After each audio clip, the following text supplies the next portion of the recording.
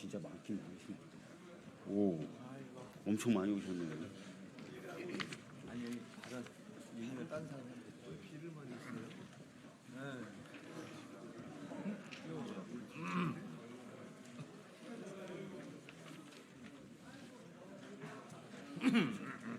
늦게 오셨네.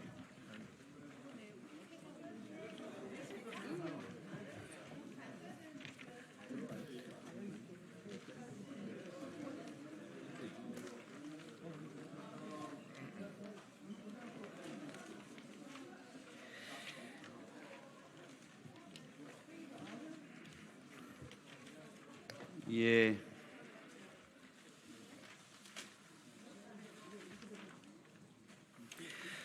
오늘 이 자리에서는 최수근 상병 순직 사건 및 그 외압 사건에 대한 특검법 처리를 촉구하는 기자회견을 진행하려고 합니다. 다 아시는 것처럼 최수근 상병 순직 사건 발생이 9개월이 다 되어 갑니다. 그 억울한 죽음의 배경으로 알려진 지휘관의 무리한 입수 지시, 그리고 사건의 진상을 밝혀내기 위해 최선을 다한 수사단장은 오히려 지금 항명죄로 재판을 받고 있고, 정작 사단장 및 장차관 등 순직 사건과 또 외압 사건 관련된 지휘 관계에 있었던 사람들은 아무런 책임을 지지 않고 있습니다. 대통령실까지 관여가 돼 있을 것이다 라는 이 사건에서 오히려 핵심 피의자 중 한 명인 이종섭 전 국방부 장관 갑자기 호주 대사로 임명되더니 국민적 비판에 직면하자 25일 만에 대사직을 내려놓는 촌극을 벌이기도 했습니다. 이런 윤석열 정부의 비상식적인 일들에 대한 국민의 평가가 이번 22대 총선의 결과로서 나타난 것 아닌가 싶습니다. 그래서 저희들은 지난 10월에 발의됐고 또 당론으로 패스트트랙으로 지정됐던 최수근 상병 외압 사건 관련된 특검법의 처리를 다시 한번 강력하게 요구하는 바입니다. 현재 국민의힘 내부에서 일부 의원들이 개인적 입장임을 전제로 이 법을 처리해야 되는 것 아니냐는 입장을 밝히고 있지만, 여당의 지도부 차원에서는 어떠한 입장 표명도 지금 없는 상태이고 오늘부터 본격적으로 논의를 해나가야 되는 상황이기 때문에 저희들의 강력한 의지를 좀 천명할 필요가 있다고 생각합니다. 그래서 오늘 의원님들 급작스럽게 좀 모여주십사 말씀을 드렸고요. 더불어민주당의 116명의 의원님들이 연명을 해주셨습니다. 그리고 이 자리에 많은 분들이 참석을 해주셨습니다. 좀 시간이 걸리더라도 저희들의 의지를 좀 밝히는 차원에서 참석한 의원님들 소개를 좀 해드리도록 하겠습니다. 연명을 하신 의원님들은 따로 저희가 명단을 발표해드리고요. 참석해 주신 의원님들은 호명을 좀 해드리도록 하겠습니다.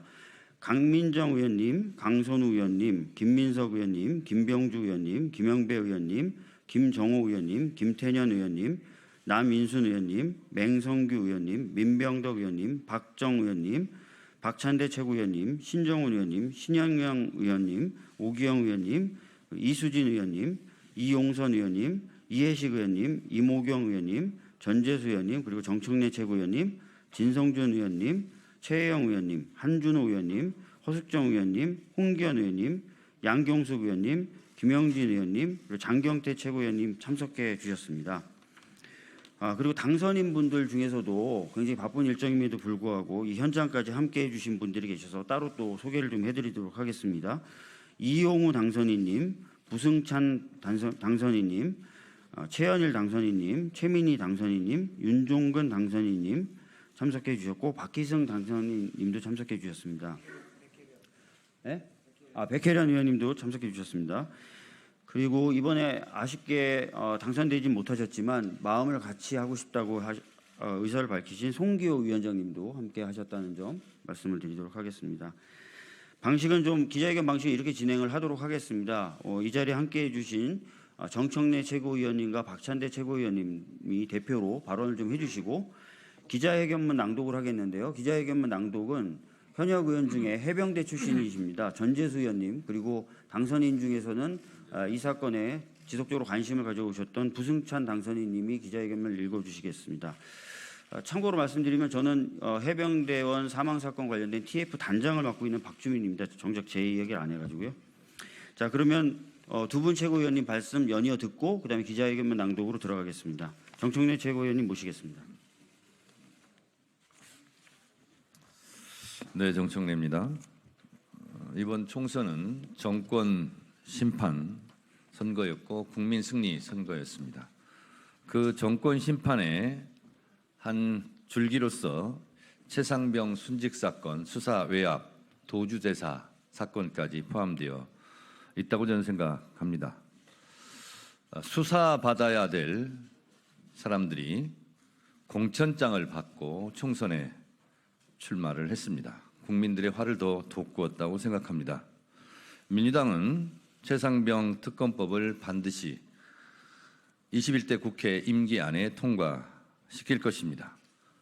윤석열 대통령의 수용 여부가 총선 민심 수용 여부의 바로미터라고 생각합니다.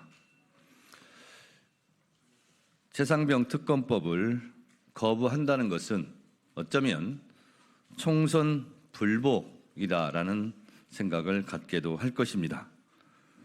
국민이 원하는 최상병 특검법 국회에서 통과되면 윤석열 대통령은 거부권 남발 버릇을 고치시고 국민의 준엄한 명령에 따라 수용하시기 바랍니다.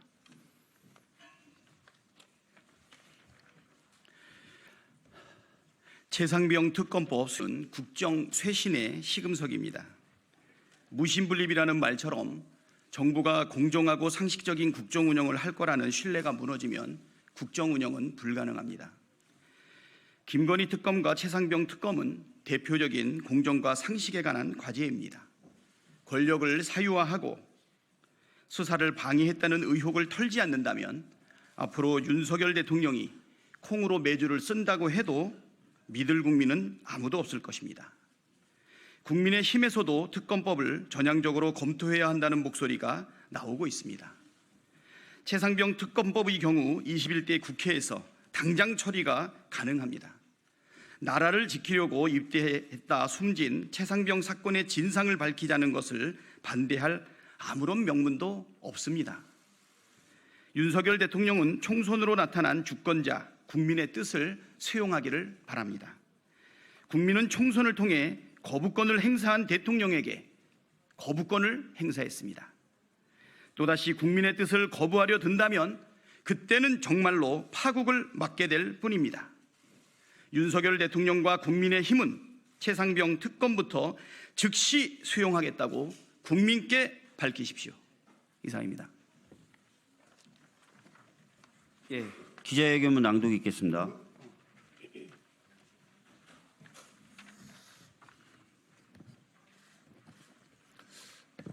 해병대 병장 출신 전재수 의원입니다. 기자회견문을 읽도록 하겠습니다. 21대 국회에서 최상병 특검법을 반드시 통과시킵시다. 신속 처리 안건으로 지정되었던 고 최상병 순직 수사 외압 등에 관한 특검법이 지난 4월 3일자로 본회의에 자동 부의됐습니다. 이제 21대 국회가 50일가량 남았습니다. 이 기간 동안에 최상병 특검법을 반드시 통과시켜야 합니다. 국민들께서는 이번 총선으로 윤석열 정권과 국민의힘을 매섭게 심판하셨습니다. 그 심판의 이유 중 하나가 바로 이 최상병 사망 사건입니다.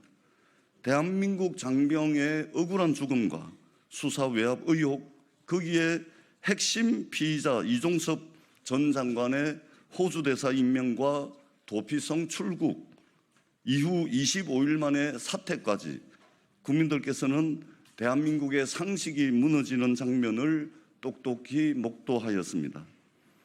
그 결과 투표로 심판하셨습니다. 국민을 두려워하지 않고 국민을 우습게 알고 국민을 무시하는 윤석열 정권에게 국민이 여기 있다는 것을 보여줬고 국정기조를 바꾸라 명령하셨습니다. 국회도 이러한 민심을 받들어야 합니다.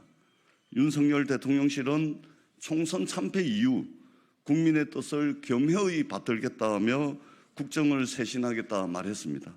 국민의힘 역시 국민의 해초리 겸허히 받들겠다고 말했습니다.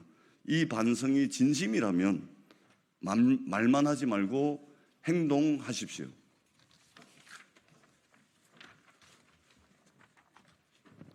당선인 부승찬입니다. 국민의힘에게 요구합니다. 21대 국회에서 최상병 특검법을 여야 합의로 통과시킵시다. 윤석열 정권과 국민의힘에게 주어진 마지막 기회입니다. 만일 이 기회를 차버린다면 총선 패배가 아니라 더 큰 국민의 심판을 받게 될 것입니다. 정녕 민심을 무겁게 받아들인다면 지금 당장 통과 협조에 나서십시오. 김진표 국회의장님께도 간절히 부탁드립니다. 김진표 국회의장님께서는 지난 6월 임시회 개회사에서 총선 후 50일 남짓의 시간을 하루도 허투루 보내지 않겠다. 마지막 날까지 철저히 임하겠다고 하셨습니다. 이 시기를 훗날 21대 국회의 전성기였다고 말할 수 있을 정도로 준비하겠다고 말씀하셨습니다. 최상병 특검법을 처리하는 것이 그 말을 실천하는 일입니다. 훗날 이 기간이 21대 국회의 전성기였다 생각할 수 있도록 본회의 안건으로 상정시켜 주십시오. 최상병 특검법을 본회의에서 통과시키느냐 마느냐는 21대 국회가 할 일을 하는 국회였는가 아닌가의 기준이 될 것입니다. 부디 21대 국회가 불명예스럽게 마무리되지 않도록 국민의힘도 특검법 처리에 동참해 주십시오. 더불어민주당 21대 국회의원과 22대 당선인은 남은 국회 기간 동안 최상병 특검법을 통과시키기 위해 온 힘을 다하겠습니다. 2024년 4월 15일 이상 기자회견을 마치겠습니다.